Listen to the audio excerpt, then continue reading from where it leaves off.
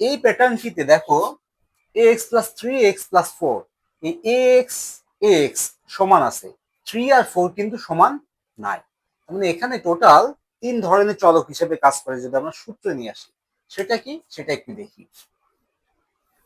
দেখো আমরা সূত্র শিখেছি x plus a into x plus b.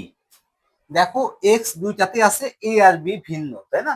X এর পরে যে রাশিটি দেওয়া আছে সেটি ভিন্ন, এটা কিন্তু সেম। তাই দেখো এই দুইটা সেম, তাহলে এটাকে যদি আমরা এক্স এর সাথে তুলনা করি, তাহলে এক্স প্লাস এটা ধরো এ, এটা বি, এক্স প্লাস এ এক্স প্লাস বি। আশা করি ফরম্যাটটা বুঝতে পেরেছো। এখন x plus a into x plus B, এর সূত্রটা কি? আচ্ছা, সূত্রটা আমরা নিজেরা বের করে ফেলি। এখন যদি আমরা গুণ করি এটাকে, তাহলে দেখো এক্স প্রথমে এক্স এর সাথে গুণ হবে, তাহলে কি আসতেছে এক্স স্কোয়ার। ওকে, সবগুলাই প্লাস যেহেতু, তাহলে প্লাস হবে। এক্স এর সাথে বি গুণ করলে বি এক্স। ওকে, প্লাস। এবার এক্স এর সাথে এই দুইটা গুণ করা শেষ। এবার এ আছে, এ দিয়ে দুইটা গুণ করবো, সবগুলো প্লাস বলে প্লাস দিচ্ছি। এর সাথে এক্স গুণ করলে এক্স প্লাস, এর সাথে বি গুণ করলে এ বি, গুণ করলে এটাই দাঁড়ায়। এখন যদি একটু সাজা লিখি আমরা, এক্স স্কয়ার প্লাস এই বি এক্সটাকে পরে নেবো, এক্সটাকে আগে নিব, x plus b x plus a b, একই জিনিস।